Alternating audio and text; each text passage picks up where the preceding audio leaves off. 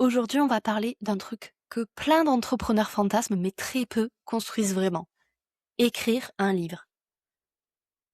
Pas pour cocher une case sur ta to-do ou ta bucket list. Pas même pour faire autorité, mais au contraire pour poser ta vision. Le problème, c'est que la plupart des entrepreneurs avec qui je discute en privé me disent souvent la même chose. J'adorerais écrire un livre sur mon expertise, mais j'ai pas le temps. Ou pire que ça, j'ai plus l'énergie. Et c'est là que ça devient hyper intéressant. Parce qu'en fait, écrire un livre, quand on est entrepreneur, c'est pas une question d'inspiration. C'est une question de structure, de rythme et d'espace mental. Dans cet épisode, je reçois Anne Baison, sparring partner d'écriture. Elle accompagne des femmes entrepreneurs à écrire des livres puissants, incarnés, sans s'épuiser en cours de route. Tu t'en doutes, dans cet épisode, on va parler de créativité, mais aussi de charge mentale et des systèmes qui permettent d'écrire son livre.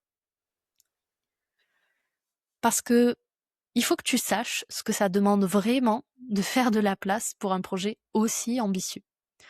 Donc si aujourd'hui, tu sens que ton business prend toute la place et que ta voix créative attend son tour depuis beaucoup trop longtemps, écoute cet épisode, il va te plaire. Allez, je te laisse avec notre conversation. Salut Anne, je suis ravie de te retrouver sur le podcast Work in Process. Salut Marine, merci à toi de m'inviter surtout, je suis ravie d'être là. Je suis vraiment très, très contente. On a déjà parlé d'écriture de livres, toi et moi, avant ce podcast. Et je me suis posé une question en préparant cet épisode. Je me suis dit, est-ce que toi, tu te souviens de la première fois où tu t'es dit, l'écriture va prendre une place centrale dans ma vie? Alors ça c'est une très bonne question parce que alors je vais te dire non, mais Ok. c'est en 2 parties. C'est un non qui est un peu faux. En fait, si tu veux, je vais te faire une réponse alors au milieu de vie. Moi, j'étais prof pendant 15 ans. J'ai été prof d'anglais pendant 15 ans et voilà donc j'ai fait ça comme carrière et quand j'ai arrêté pour différentes raisons, je me suis dit: «Qu'est-ce que je vais faire?» La fameuse question: «Qu'est-ce que je vais faire de ma vie?» Et il se trouve qu'à ce moment-là, alors j'avais déjà commencé en parallèle de mon métier d'enseignante à me heu, déjà à me reconnecter à l'écriture, en fait, via un blog que j'avais créé sur la maternité, qui n'existe plus maintenant. Et en fait, en écrivant ce blog, les gens m'ont dit: «Ah, j'aime bien ton style et tout ça». Déjà, je me dis: «J'ai un style, première nouvelle». et et après c'est revenu comme ça et en fait, quand je dis revenu, c'est que je me suis reconnectée à ce que je faisais quand j'étais petite. J'écrivais. Alors j'ai jamais écrit de livre quand j'étais petite, j'avais aucune prétention à devenir écrivaine, à écrire des livres, pas du tout, mais j'adorais ça. J'adorais écrire, j'adorais les rédactions parce qu'à l'époque, on faisait pas mal de rédactions. Maintenant, je trouve qu'on n'en fait pas trop, je trouve que la créativité elle manque un peu, mais bon voilà, ça c'est un autre sujet. Mais à l'époque, je sais que moi, je faisais pas mal de rédaction, de créativité et j'adorais ça. Et donc de me reconnecter à ça en étant, adulte et je me suis dit: «Ah oui, c'est vrai qu'en fait, j'aimais ça». Et donc si tu veux, c'est pour ça que je me souviens pas de la fois où je me suis dit, petite: «Ah, j'adore écrire», parce que je l'ai pas conscientisé, mais c'est après, en justement, en faisant dans mon parcours de vie, enfin, faisant une reconversion que je me suis dit: «Ah mais en fait, c'est l'écriture et je veux que ça ait une place, importante et bâtir une carrière autour de ça». Donc ça s'est fait petit à petit. Ça s'est fait petit à petit et en même temps, j'ai envie de te dire, je me rends compte maintenant que c'était quand même le fil conducteur, tu vois? J'ai toujours baigné dans alors au moins dans la lecture. Moi, j'ai toujours, tu vois derrière moi, j'ai toujours eu des livres, voilà, je peux pas vivre sans lire, je peux pas vivre sans être entourée. Moi, tu me mets dans une bibliothèque ou une librairie, je suis la plus heureuse, donc j'ai toujours eu ça, si tu veux, en toile de fond. L'écriture, pareil. Mais par contre, tu vois, j'ai jamais, parce qu'il y a des personnes, d'ailleurs, c'est marrant, j'ai programmé un post là, celui qui va parler de ça, c'est moi, j'ai jamais, j'écris pas tous les jours. J'écris pas tous les jours, j'ai pas, des carnets. Alors si, j'ai plein de carnets, ça c'est faux. Mais j'écris pas dans ces carnets tous les jours. J'ai pas, tu vois, j'ai pas ça, j'ai pas une des fois on va parler de discipline. C'est pas pour dire que c'est pas ce qu'il faut faire, mais c'est juste que chacun va avoir, tu vois, sa façon de faire. Donc des fois, on entend certaines choses qui peuvent mettre un peu la pression aux gens, tu vois, qui ont envie d'écrire un livre. Ils disent: «Bah non, mais moi, j'écris pas tous les jours, j'ai pas ce feu en moi, j'ai pas l'in» bah oui, mais ça vous empêchera pas d'écrire votre livre, en fait. Donc des fois, il faut faire attention, à pas se laisser embrigader par certaines idées, tu vois? Ouais, et c'est justement, la première question que j'allais te poser, c'est, qu'est-ce qui épuise en fait les entrepreneurs quand, elles commencent un projet d'écriture? Moi, je me suis mis cette injonction toute seule aussi de me dire quand j'ai commencé à écrire, mon livre business, je me suis dit: «Bah, en fait, il faut que j'écrive tous les jours», et puis il y a eu des moments où j'étais devant mon ordinateur et c'était littéralement le syndrome de la page blanche ou du Google Sheet blanc. J'étais là: «Mais en fait, qu'est-ce que je vais raconter?» Et je m'étais auto-imposé la règle de ne pas passer à autre chose tant que j'avais pas écrit un paragraphe ou quelque chose. Du Ce coup, qui est pas bah mauvais en soi, on en reparlera peut-être au niveau de la discipline, c'est pas mauvais en soi, je veux dire ton réflexe. Par contre, je pense que ce qui manque là dans ce que tu dis et ce qui manque à beaucoup de personnes et qui font qu'elles se retrouvent devant cette fameuse page blanche qui en fait ne devrait pas exister, tu vas voir pourquoi je dis ça. Ce qui manque, c'est toute la réflexion en amont. C'est vraiment ça en fait le game changer, tu vois? C'est ça qui va tout changer, c'est vraiment se prendre ce temps de réflexion. Trop de personnes qui et je dis pas que c'est ce que tu as fait Marine, attention, mais je vois trop de personnes qui disent: «Je vais écrire un livre» et hop, elles se lancent un peu tête baissée. Alors je dis pas que il y a pas de réflexion, un minimum, mais il y a pas une réflexion assez poussée et donc moi je vois, c'est ce que je fais avec les personnes que j'accompagne et c'est vraiment une condition sine qua non pour travailler avec moi. C'est tout ce temps de réflexion qui dure généralement un bon mois et on va prendre le temps en fait de poser, bah, déjà pour, savoir en fait, OK, le thème principal, mais ça ne suffit pas. Il faut un concept, on pourra peut-être en reparler, et surtout, bah, de structurer ses idées par rapport à ce fil conducteur, si tu veux, qu'on aura défini ensemble et donc ça, c'est ce qui va te permettre, et bien, de ne pas partir dans tous les sens et donc in fine de gagner du temps ou en tout cas de ne pas en perdre et de pas te retrouver, en tout cas de vraiment limiter au maximum, mais normalement ça n'arrive pas, ce syndrome de la page blanche. Puisque tout ton plan aura été bien, bien détaillé et ce qui fait qu'en fait, bah, si un jour tu as pas, envie, tu t'es dit: «Bah, je vais écrire sur telle partie», mais en fait tu te retrouves devant ton ordinateur ou ta page, et tu te dis: «Bah non, en fait, aujourd'hui je le sens pas, j'ai pas l'inspiration pour cette partie», bah, c'est pas grave, tu peux décaler et il y aura toujours une partie sur laquelle tu vas avoir une inspiration puisque c'est ton expertise. Donc ça, je dirais, si tu veux, ça permet vraiment de un gagner du temps et de gagner en sérénité par rapport à l'écriture. oui, parce que tu écris pas un roman comme tu vas écrire un livre business. Alors, tu vois, le réflexe, j'ai envie de dire: «Absolument pas» et puis, en fait, je me suis dit: «Bah, non, ça dépend» parce que moi, par exemple, donc moi, j'ai la double casquette, je suis à la fois écrivaine de fiction et j'aide les entrepreneurs à écrire de la non-fiction. Les 2 se nourrissent et en tant qu'écrivaine, moi, je suis alors il y a différents profils. On dit, tu vois, il y a les jardiniers et les architectes. Les jardiniers, c'est ceux qui écrivent comme ça, qui se lancent et puis l'histoire, pousse, comme ça. Moi, je suis une architecte.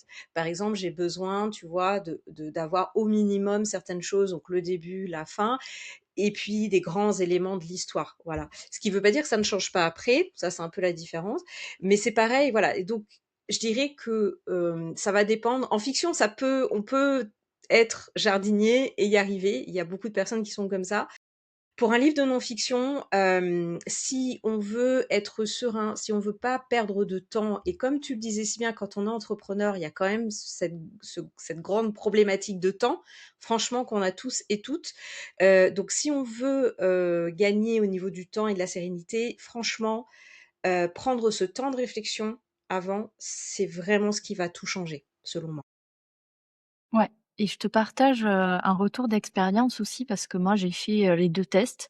Partir bille Mmh. en tête et me retrouver face, à une page blanche pendant un bon moment, et partir sur un aspect plutôt business, puisque c'est un livre business que j'écris, où je me suis dit: «Bah, en fait, qu'est-ce que j'aimerais bien sur ce projet-là?» Alors je me suis fixé des objectifs perso, mais en pro, je me suis dit: «J'aimerais bien que, je sois signée par une maison d'édition», et donc je me suis renseignée, je me suis dit: «Comment est-ce qu'on fait pour décrocher une maison d'édition?» Et je me suis aperçue qu'il y avait des dossiers à constituer, et donc bah, j'ai pris mon projet à l'envers. Je me suis dit: «Bah, qu'est-ce qu'il faut que je puisse envoyer à la maison d'édition pour qu'elle soit hypothétiquement intéressée par, mon projet. Et je pense que c'est de ça que tu voulais parler quand tu disais, définir le concept, définir, bon, les objectifs business quand c'est un livre, business qu'on veut écrire. C'est ce genre de choses que tu voulais parler? C'est exactement ça. Alors ça, en plus, d'autant plus alors, il faut le faire quoi qu'il arrive, cette réflexion, il faut l'avoir quoi qu'il arrive, même si on choisit l'auto-édition. Mais d'autant plus si on souhaite avoir une maison d'édition. En fait, les maisons d'édition en non-fiction ne signent pas alors la plupart du temps, hein, il y a quelques exceptions à ce que je vais dire, mais la plupart du temps, les maisons d'édition ne signent pas un projet de non-fiction avec le manuscrit en main, mais le signent sur un projet. Et donc ce projet, bah, il faut différents éléments pour le présenter, donc d'où, bah, oui, le concept du livre. Pourquoi est-ce que ce livre peut se vendre? Ça, c'est important, donc il faut être capable de le placer par rapport aux concurrents, montrer qu'il y a du potentiel par rapport à la cible, montrer qu'on répond à une problématique très précise, montrer pourquoi nous, on est la bonne personne pour écrire ce livre. Enfin voilà, il y a vraiment différents éléments en fait, qu'il faut avoir pris en compte. Et tout ça, en plus, de toute façon, au-delà du fait de pouvoir signer avec une maison d'édition, ça va de toute façon aider à écrire le bon livre, en fait, parce que ce sont des éléments finalement de bon sens et sans ces éléments-là, bah, on risque d'écrire un livre qui ne répond pas à une problématique et un livre de non-fiction, en fait, c'est vraiment le point central, c'est il faut répondre à une problématique claire d'une cible précise. Si on n'a pas ça, on n'a pas un livre, qui va enfin, le risque, c'est d'avoir un livre qui va n'intéresser personne, en fait. Oui, et notre objectif, hormis si on veut écrire pour soi ou pour ses proches, mais en tout cas, c'est qu'il soit lu et que ça soit un livre, utile, pas un livre forcément objet. C'est exactement ça. Alors, c'est pour ça que tout à l'heure, quand tu m'as présenté, tu l'as très bien dit et c'est quelque chose que je répète, moi, j'aide les personnes et les entrepreneurs à écrire un livre stratégique. Qu'est-ce que je veux dire par stratégique? C'est un livre qui leur permet d'atteindre leurs objectifs, donc des objectifs qu'on a définis ensemble. Donc là, voilà, peut être multiple, ça peut être de vouloir faire des conférences, d'attirer de nouveaux clients, voilà, d'aller frapper aux portes de certaines entreprises, etc. Et donc, c'est un livre qui va permettre de répondre à ces objectifs-là.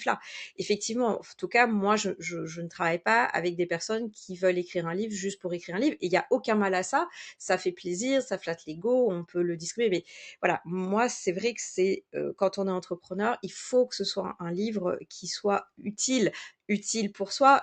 Et donc, si c'est utile pour soi, si ça permet d'atteindre ses objectifs, c'est qu'on a répondu à une problématique. C'est comme, tout pan dans l'entrepreneuriat. Je veux dire, on peut proposer un produit, un service, s'il y a pas de demande derrière, ça ne marchera pas.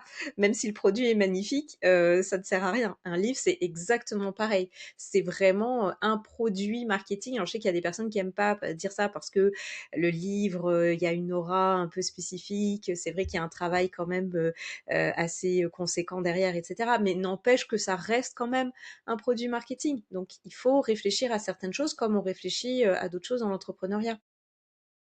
Ouais, je te rejoins totalement et pour, être en plein dans ce projet-là, je sais que c'est chronophage. Même si on est organisé, ça reste quand même un projet, qui prend du temps. Comment est-ce que, toi, quels sont les conseils, en fait, que tu vas donner aux entrepreneurs que tu vas accompagner pour justement écrire sans que ça soit une source d'épuisement? Alors, bah, c'est comme tout en fait. C'est-à-dire que, alors déjà, bon, ce dont on a parlé, l'organisation avant, la réflexion avant, ça vraiment, enfin, je radote, mais ça fait vraiment gagner énormément de temps. Donc déjà, ça, c'est une première chose. Après, c'est vrai que, bah, c'est comme tout, n'importe quel projet, il faut prioriser. Et donc, il faut le faire rentrer dans son agenda. Ce qui peut vouloir dire faire des compromis. Et donc, pendant un certain temps, pendant le temps de l'écriture, et bien, faire passer d'autres choses après, voire déplacer, en fait, d'autres projets. C'est sûr qu'on peut pas, mener de front. C'est-à-dire quelqu'un qui lance une formation, voilà, conséquente, va y avoir du travail effectivement de création et cetera, un lancement, bah, c'est peut-être pas le moment de se lancer à la fois dans l'écriture d'un livre. Tu vois? Il y a vraiment il faut un petit peu calculer ça. Et après, une fois qu'on a fait ce travail, et bien, c'est de trouver son rythme d'écriture. Je conseille quand même d'être régulière. Tout à l'heure, tu l'as dit, à un moment donné, tu as dit, «Je me suis forcée à écrire, tous les jours». C'est vrai que dans l'idéal, il vaut mieux écrire un petit peu chaque jour qu'un un gros paquet d'heures le week-end. Pourquoi? Bah, parce qu'on perd en fait le fil. Et quand on laisse trop de temps entre 2 séances d'écriture, on perd le fil. Là peut arriver justement le syndrome de la page blanche, parce qu'on commence à paniquer, parce qu'on perd du temps, on voit l'heure qui défile, on se dit: «J'y arrive pas», bon, donc moi je préconise quand même, il vaut mieux un petit peu chaque jour. Alors le un petit peu étant à définir, forcément, par rapport à tout ce qu'on a à faire, ça c'est à définir, d'accord? Moi ce que je préconise, c'est déjà de repérer son temps de créativité. On a tous des périodes où on est dans la journée, hein, où on est plus créatif que d'autres. Moi, par exemple, je sais que c'est tôt le matin, dans l'après-midi, pas du tout, et puis j'ai un pic vers 18h. Bon, il se trouve qu'à 18h, je dois m'occuper de mes enfants, donc ça, c'est niet. Voilà, ça, c'est la réalité, et donc, bah, du coup, c'est le matin. Donc il faut que je me débrouille pour avoir mes moments de créativité le matin. Donc là, j'organise mon agenda comme ça. Donc déjà, trouver, son propre pic de créativité et essayer d'organiser son agenda. Après, il y a le fait de, sacraliser ces moments-là. Tu le sais très bien, quand on est entrepreneur et qu'on veut vraiment mener à bout un projet, il faut essayer de sacraliser des moments où on va être à fond sur ce projet-là et pas se faire manger par le reste. Donc ça, c'est voilà, sacraliser ces moments-là. Et puis le dernier conseil que je donnerais, plutôt que de vouloir absolument se dire je veux passer 1 heure à écrire, se donner plutôt des objectifs en nombre de mots.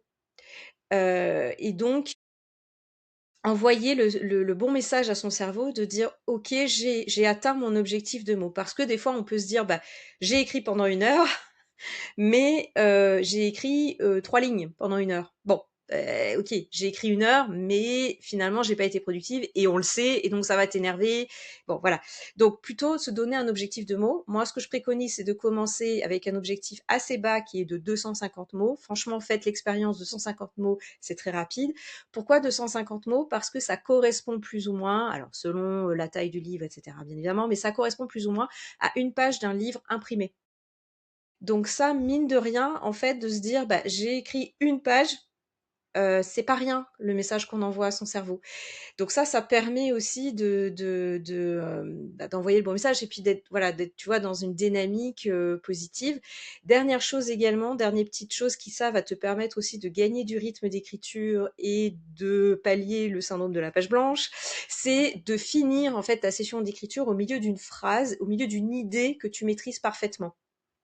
Donc tu finis au milieu d'une phrase ou d'une idée, ce qui veut dire que le lendemain, quand tu te remets dedans, bah en fait c'est easy, c'est facile, parce que tu sais en fait ce que tu vas écrire. Plutôt que d'arrêter et de recommencer avec cette impression de recommencer totalement à zéro.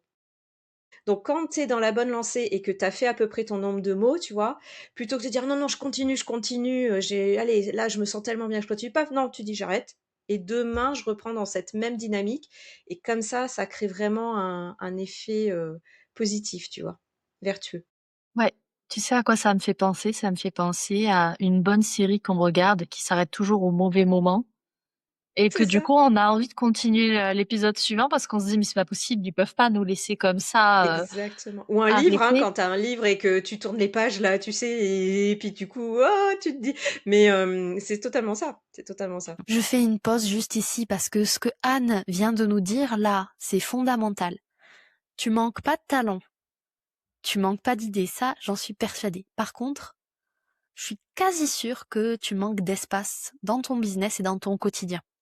Et tant que ton cerveau reste le système principal de ton business, il n'y aura jamais assez de bande passante pour écrire. Donc, si tu te reconnais là-dedans, déjà abonne-toi à Work in Process si c'est pas déjà fait, et partage cet épisode à un ou une entrepreneur qui rêve aussi d'écrire, mais qui ne s'en donne pas la permission.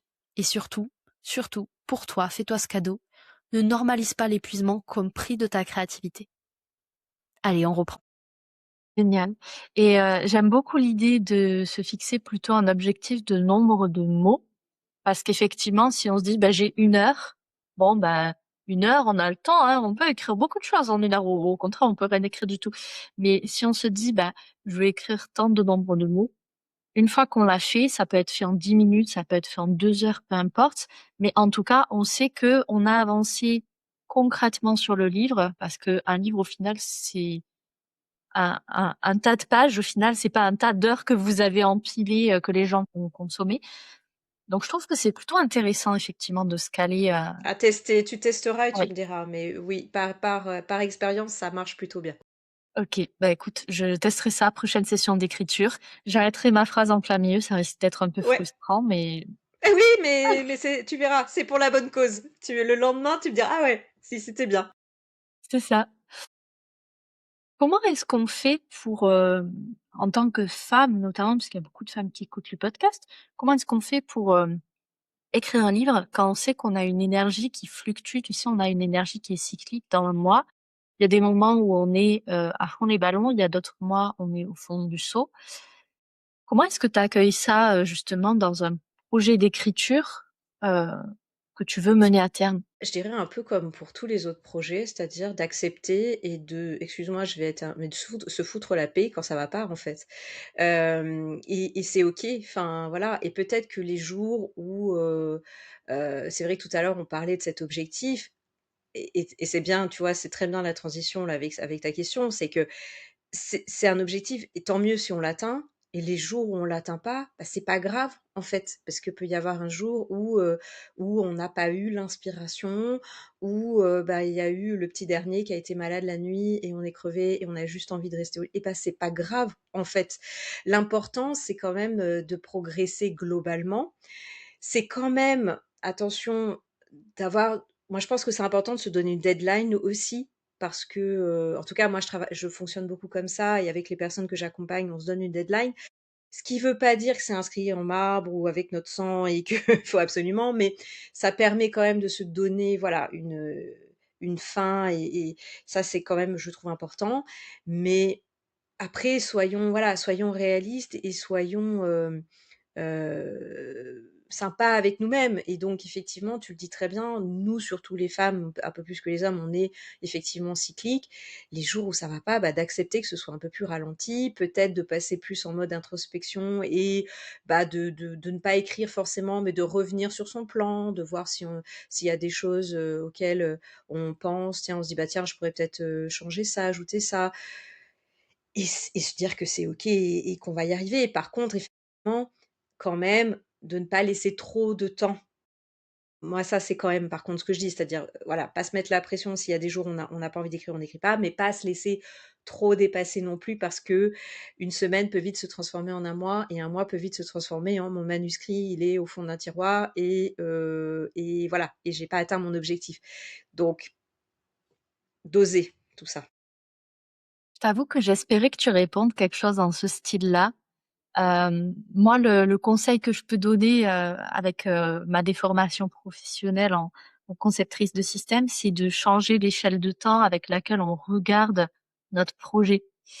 Comme tu disais, peut-être que là, on est fatigué, on est malade, on a eu un enfant, qui nous a fait vivre un enfer la nuit passée.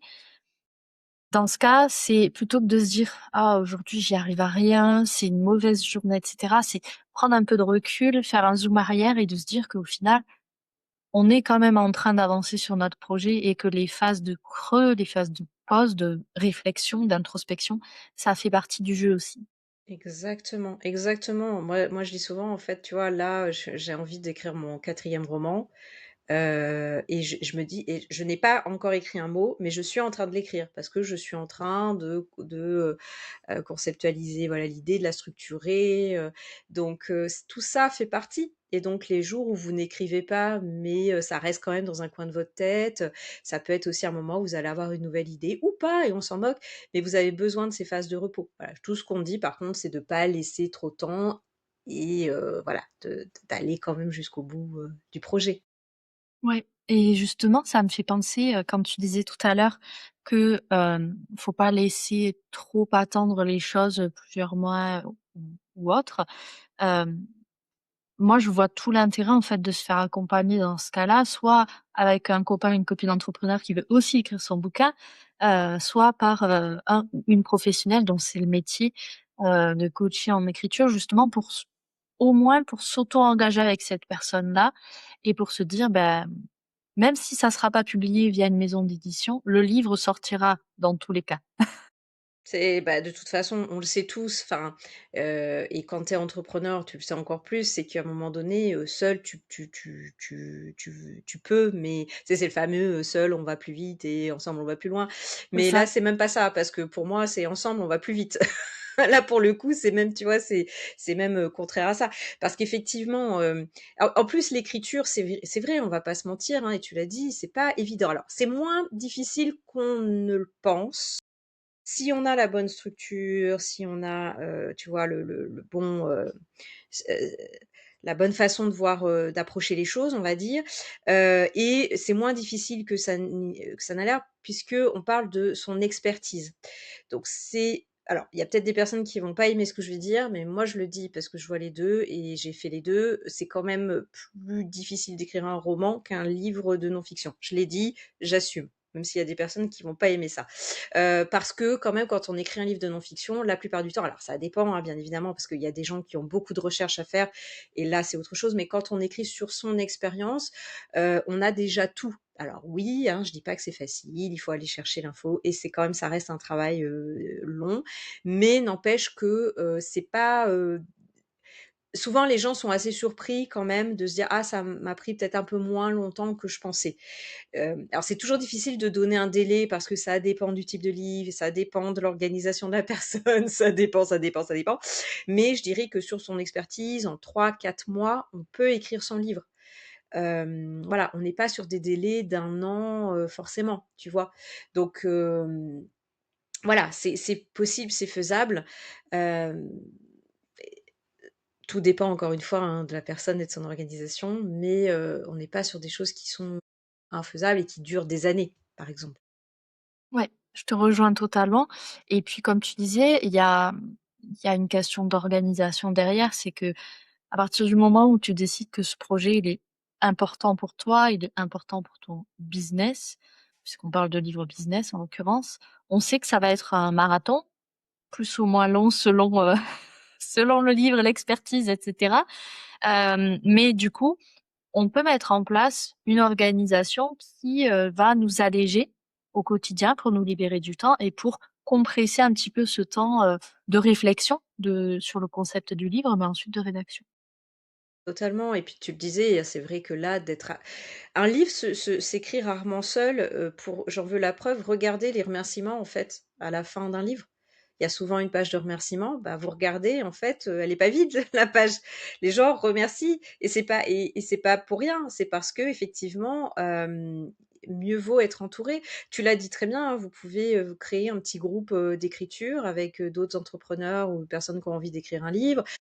Effectivement, bah, vous pouvez vous faire accompagner et c'est voilà, je vais pas prêcher pour ma paroisse, mais effectivement, tout ça, ça va faire en sorte que, on le sait quand on est, accompagné et quand on est redevable, parce que finalement c'est ça, bah, ça pousse et ça pousse à agir et ça motive et puis ça permet de pas partir dans tous les sens et de pas se perdre parce que, l'écriture a cette capacité-là, c'est vrai, à venir, bousculer pas mal de choses en fait, que d'autres, choses qu'on peut faire dans l'entrepreneuriat n'ont pas.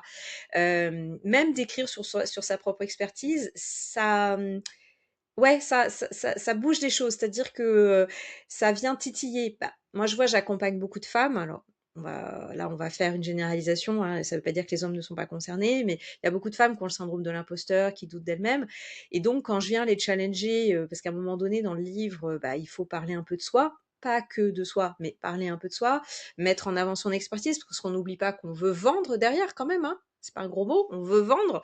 On veut donner envie aux gens de venir travailler avec nous, donc il y a quand même ça. Donc à un moment donné, bah, il faut bien parler de nous et de notre expertise, ça.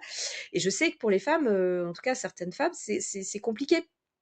Et donc ça, bah, d'être accompagnée, ça permet justement d'oser et de passer à l'action, par exemple. Donc pour des choses comme ça, mieux vaut ne pas rester seul. Ouais, c'est vrai, tu as raison. À ce sujet, justement, quand il y a certains sujets qui viennent nous toucher, tu parlais du syndrome de l'imposteur, mais il y en a plein d'autres, qu'on peut imaginer. Est-ce que toi, tu aurais alors je sais pas, des habitudes, des rituels, des petites routines, que tu recommandes à tes clientes, dans ces cas-là, quand elles sont confrontées à ces situations?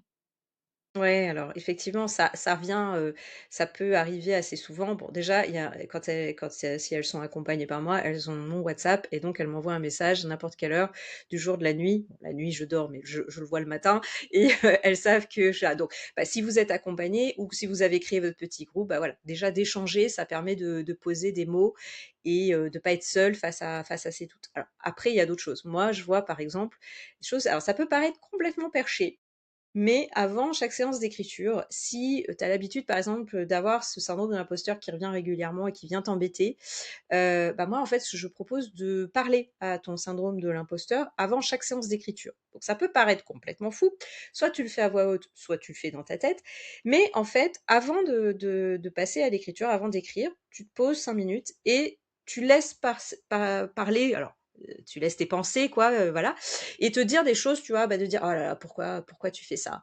Mais c'est nul, personne va te lire».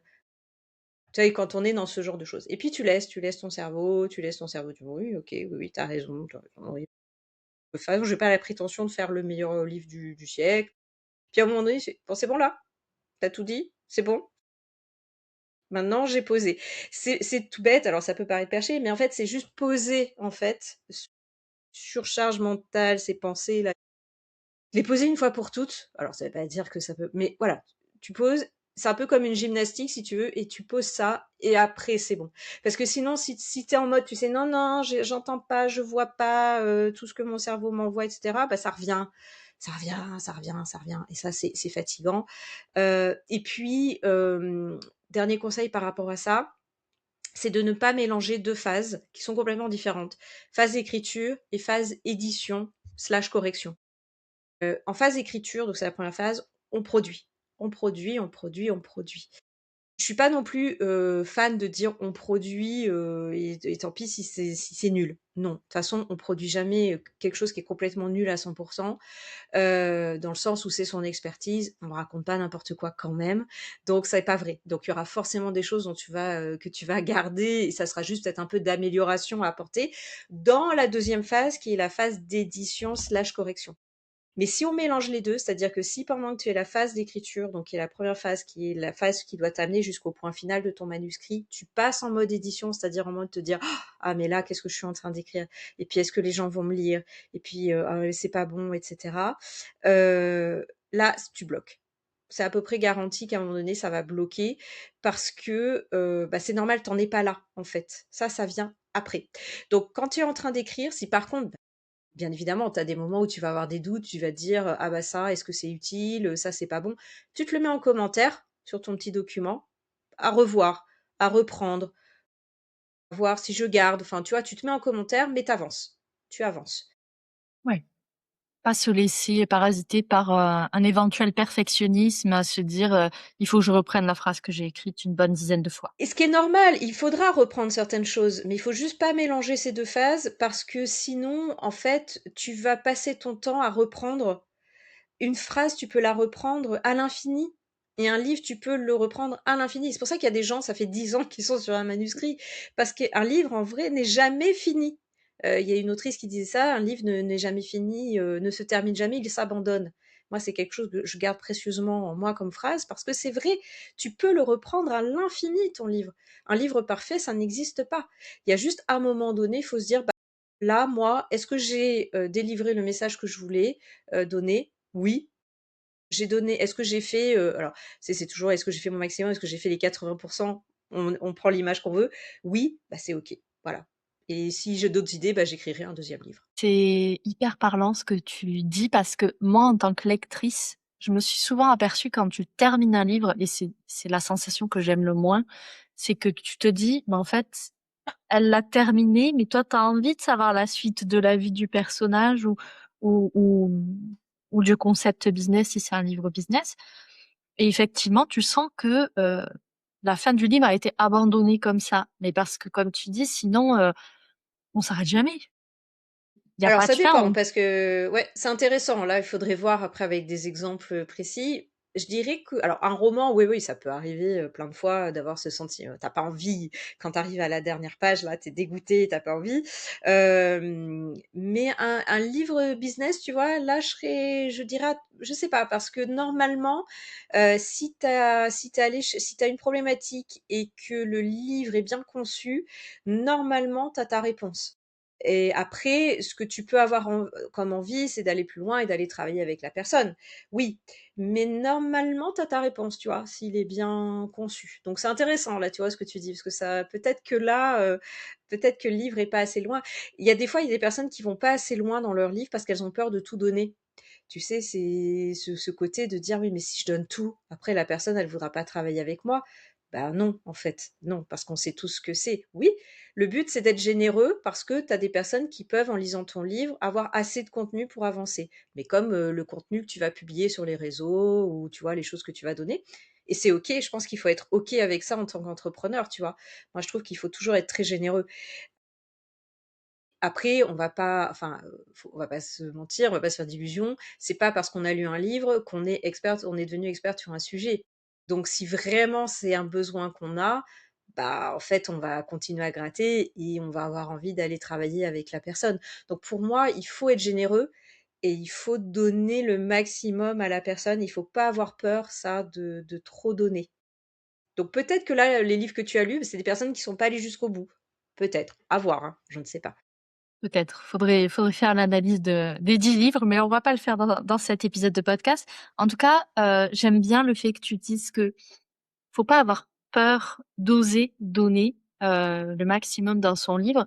Moi, je vois ça, comme tu disais un petit peu plus tôt dans l'épisode, vraiment comme un produit, hem, comme une preuve de ton expertise. Donc, qu'est-ce que ça veut dire si, tu donnes pas ton maximum à ce niveau-là? Sur un format livre, Exactement. si Bah, tu c'est pas accompagnes rassurant, hein. quelqu'un en vrai, c'est pas très, très rassurant.